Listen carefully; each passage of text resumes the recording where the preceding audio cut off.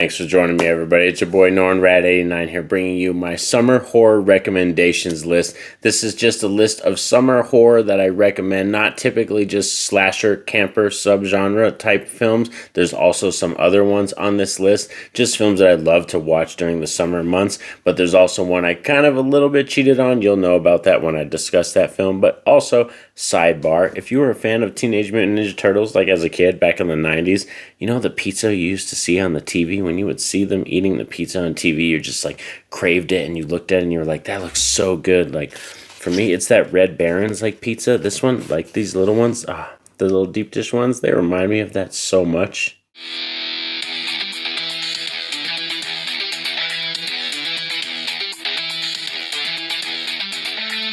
So today I'm bringing you my summer recommendation list for horror films, and this is going to be a really fun list. This isn't all camp horror films or slasher films. These are mostly films centered around summertime or have to do with cabins or trips or can be camp slashers, but there's one that I kind of cheated on just a tiny bit, a little bit, but it's actually a fun one really, and that's coming in at number 10. We're going to talk about Madman from 1981, a really cool, fun indie horror film that got listed as a video nasty back in the day in 1981. Fun fact that this opened up in Albuquerque, New Mexico in October 30th of 1981. I live in New Mexico, so that's another reason why I have an awesome tie to this film. Madman is a really cool film about like a typical camp, but it takes place during the fall time. That's why it's kind of a little bit of cheating and everything when it comes to this specific list in terms of summertime, but it does have your quintessential summer camp vibes because it is a camp, it's counselors, there's a cool camp tale, you know, that summons Madman Mars, who is our main villain, an axe-wielding villain, and this one is a really cool one because, like I said, it just has that kind of old school nature to it. It came out at the same time as The Burning and Friday the 13th, so it does have that originator type vibe, but this one kind of got buried in the like laundry list and all kinds of other kind of camp slashers that were coming out at the time.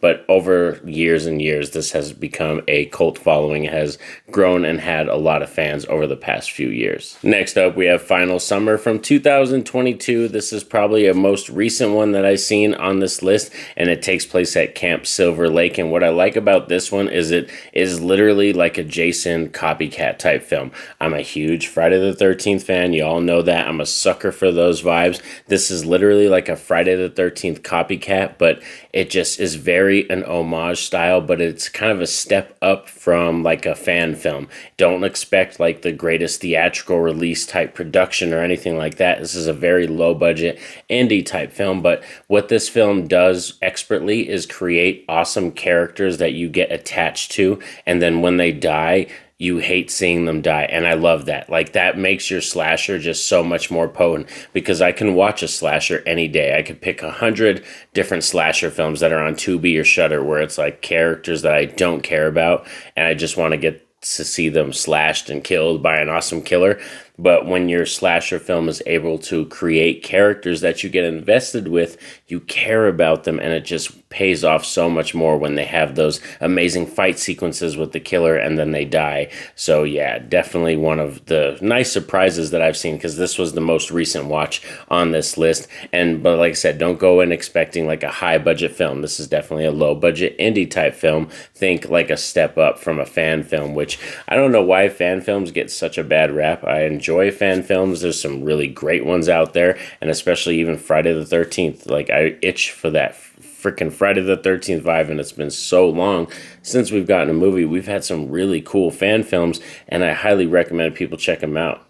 Rolling in at the number 8 spot, we have Cabin in the Woods, which is one that is probably one of the biggest surprises that in terms of comedy horror. I think when this one came out, people had no idea what to expect. They thought it was just going to be your typical, like, oh, slasher in the woods, or kids going out to, you know, the cabin, and then they're just going to get picked off one by one. But it adds an extra layer with that comedy in terms of there's actual people that are trying to sacrifice these kids, and they're nerds. There's a jock, there's a, you know, smart kid, the slutty girl, and it's kind of based on the tropes of slasher films that we've grown to know over the decades. And yeah, this one was another level. And like I said, in terms of summer totally recommend this one for this time of year because it just has that vibe, you know. It's college time, or it's, you know, school's out and you want to go on vacation with your friends. You rent a cabin and all that stuff, and just come to find out it's the worst idea ever that you had. Keeping in with the comedy horror vibes right now, with number 7, we have Zombievers, and I'm such a huge zombie fan, and when you combined beavers and zombies, what do you think you're going to get? You're going to get one of the greatest comedy horror films of all time. Zombievers is great. I love this film. It just has such a niche line to my funny bone. It just does. It has a direct line right there to my funny bone. This is a really smart film. It also kind of flips the tropes on its head a bit when it comes to the third act. I don't want to spoil stuff, but expect this one also being very low budget. Matthew Lillard has a fun cameo in this film, as he is a puppeteer of one of the zombie beavers in this film and was a friend of the director and producers on this film. So he came in and puppeted some of the zombie beavers in this one. So yeah, imagine zombies on a hand, you know, zombie puppet beavers on a hand, crazy gore, you know, slutty moments. It's definitely a sleazy film, but it's also got a lot of really fun lyrics and comedy moments. And like I said, this is one of those just fun laughs. It's even got a cool theme song as well. So I highly recommend Zombievers. Next up is Sleepaway Camp 2, Unhappy Campers, and we are going to have another Sleepaway Camp film on this list. I'm just letting you know right now. Sleepaway Camp 2 is one that kind of falls into the quintessential slasher camp horror subgenre, and this one's really cool because it purely focuses on the practical effects and kills. Sleepaway Camp 2, I remember as a kid I sometimes fascinated and was one that would pick this over the first Sleepaway Camp when I was a child, but as I grow up and like when, you know, as a teen, as an adult, and I rewatched them over and over, I do fancy the first Sleepaway Camp a little bit better now, but Sleepaway Camp 2, Unhappy Campers is fantastic because tonally wise, it's completely different from that first film. And like I said, it focuses mainly on the practical effects and the kills. And we have a fabulous lead performance by, you know, Pamela Springsteen, who plays Angela. It's a different actress from the first film, but yeah, I think she does a great job. It's just very sad that she doesn't do horror cons and doesn't do conventions and actually kind of talk about this movie or do interviews about this. You really can't get her to talk about this film, which is kind of sad, but I think it's really cool. Like I said, this is a fun film, and if you want mostly like just really good gory kills and some slutty, sleazy times, smoking that weed, all that kind of stuff that you get in your slashers, 80s type horror films, then you go to Sleepaway Camp 2, Unhappy Campers. Now we're coming down to the top 5 of my recommendations, and before we get down to that, please like the video. That definitely helps out the channel, and subscribe if you're new to the channel. And coming in at number 5, we have Fear Street 1978, which was part 2 in the Fear Street trilogy that was released a few years ago. We got a 1994 one, and then 1978, and then a 1666, but 1978 falls into that summer camp horror vibes. A lot of homages to Jason Voorhees, especially Friday the 13th Part 2 with the sackhead Jason. So really cool. But in terms of like cast and characters and just vibe, it's such a fun movie to return to. Like really, I love returning to this film because it's just got such a great camp vibe, and it has a cool setting because all the kids are there, and that's kind of rare. Typically when you go to camp horror films, to get for writers, directors, and producers to get away from the fact that they don't want to hire a lot of child actors, they set it during the time where we're prepping the camp for the kids to come, or we're closing the camp, or it's during the fall time, you know, something like that, so they don't have to deal with child actors. But like I said, Fear Street 1978 takes place during the camp season, has a really good child cast and some cool fun characters, a awesome killer. You know, Tommy is one of the best killers in this film. Like I said, a great homage to Jason in Friday the 13th Part 2, but he's brutal. It's gory, and I love this film. Now, the next 3, when it comes to number 4, 3, and 2, are kind of the originators. When I think of this subgenre, when I think of summer horror, these are the 3 films that are the originators to me. And next up right here at number 4, we're going to be talking about The Burning. Cropsy, we had to bring this up because this is a really cool film to bring up because Madman, they had a kind of problem pushing that movie out because they were kind of pulling from the same legend of Cropsey, a janitor or a caretaker at a camp that accidentally got set on fire by children that were staying at the camp, and then ends up coming back to slaughter and kill the kids at the camp. It's a very kind of, nice like campfire tale, one of those mystical kind of stories that went on.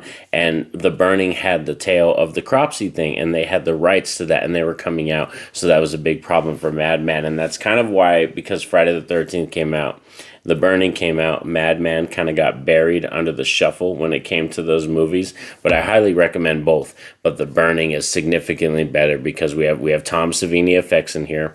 We have a really fun cast. I mean, Jason Alexander's in this movie too. Like, come on now, Seinfeld fans. It's a really fun cast, and like I said, this one has just a really strong camp vibe and is one of the originators. And the Cropsey ending sequence, the third act, it's so gory, it's so messy. There's fire, there's stabbings, there's all kinds of killings with different weapons, so there's a variety too, which is really cool. When it comes to slasher fans, we like varieties of kills, and The Burning is one of those films that just I return to very often because it's like a warm, comforting blanket. I just love putting it on and sitting down. Coming in at number 3, we have Sleepaway Camp, the original. I already told you we're going to be talking about another Sleepaway Camp film, and the original one is so good because, like I said, it's tonally completely different from that second film. When you watch this first film, which I highly recommend if you have not seen this film, go in blind. I'm not going to spoil it. Go in blind. Do not look up anything about this movie. Just click play. Sleepaway Camp is one of those films that has a really cool reveal in the third act if you're able to go in blind. And like I said, this is a quintessential starter of the camp subgenre, and I think this one's really cool too because we have kids at the camp, and all the kids are really good in this film. Some of the best melodrama happens with the younger cast in this film. Of course, the older characters and the counselors, they do a really good job, but the gore effects and the practical effects almost just on the same level as Sleepaway Camp 2. Barely. Unhappy Campers just barely edges out the first Sleepaway Camp in terms of practical effects, but that's just because they push the limits a little bit more. But Sleepaway Camp is still one of those most iconic films and one of my favorite subgenre in this freaking one because, like I said, it just reminds me of that time as a kid when I got obsessed with films. I saw this film probably when I was like 9 years old, and just that third act, for real, you will never forget that last sequence. Now we're here at the top 2, and I'm going to spoil it right now. They're both going to be Friday the 13th films. Number 2 is going to be the original Friday the 13th, though. Like I said, the OG classic, one of the originators of this subgenre, and having Betsy Palmer in there as Mama Voorhees coming in. Just, oh man, this one is one of those ones that is like warm comfort food for me, and it grows on me. I love the vibes. Every time I return to this film, I love it more and more. I know it's probably, like I said, for most people, it's not the best Friday the 13th film, and I can admit that. Being a fan of this franchise and loving this franchise for years and years and years, I could admit this first film is not the best and not my favorite, but it is a very comfortable watch and probably one of the ones I rewatch the most because, like I said, it just makes me feel happy inside. It makes me feel warm, and there's so many things about it, like I said, when it comes to originating the final girl subgenre, like that concept for this trope, you know what I mean? Having these characters in here, Tom Savini kills as well, and it just really does stick close to home. And Kevin Bacon in here, which is an original starting film for him, his first role, and like I said, he calls back to it all the time. We see Kevin Bacon come to horror, so it's just a film that I love, like I said, returning to because it's like my buddy, it's like a family member or a cousin. I love having them come over and just catching up. That's how I feel when I watch this film. But number 1 has to be my favorite Friday the 13th film, and that's Friday the 13th Part 6. This one gets a little edge up on some of the other Friday the 13th films because we actually have kids at the camp, which I think is a big deal. I think when you come to a camp slasher film or a summer type film, it's really cool if you're having a camp setting, if you're going to do that, to have your counselors and the younger kids there as well. It just adds another layer. I know some people, like I said, production wise and director wise, they don't want to deal with that, but that's why I praise Friday the 13th Part 6 so much. Plus, I love Tom Matthews. Great as Tommy Jarvis, my favorite protagonist in the Friday the 13th franchise. Then we have Megan, who's one of my favorite final girls in the Friday the 13th franchise. A great soundtrack, and CJ Graham as Jason Voorhees. There's just so much to love about this one. I can gush about this one because Friday the 13th Part 6 is another one like the first Friday the 13th. It's just a warm comfort watch that pulls me in, and every time I watch it I get happy. Like I said, I can be in any mood. I could be sad, I could be angry, I could already be happy, I could be Jones, and I could be depressed, but watching Friday the 13th Part 6 will just lift up my spirits just a little bit, any amount. It will always lift up my spirits because it's such an amazing film to watch for me. And for me, this is one of those franchises I struggled. I was really like, I'm going to try to limit myself to just 2 Friday the 13th films, because when I first did this list, I made the list a couple times. And when I first did it, I had 4 Friday the 13th films on here, and I was like, let's try to trim a couple off. So that's why I was like, let's not just make this a camp slasher ranking or recommendation. This is a summer recommendation of horror films from your boy Norn Rad 89. So that's what I kind of made it, and that's how I slipped in, Zombievers and Cabin in the Woods and Madman and all that kind of stuff. So thanks for sticking around with me all for this video. I hope you enjoy these recommendations. A lot of these are going to be on either HBO Max, or you can catch them on Tubi or Shudder. That's where you can find a lot of these films. And thank you for sticking around with me all. Like I said, this is just my rankings and recommendations. Not really a ranking, but more of a recommendations list. Please let me know down below in the comment section if you have any favorite summer horror films that you love to watch. I would love to discuss with you, but most importantly, I want y'all to have a safe and happy day. Peace out.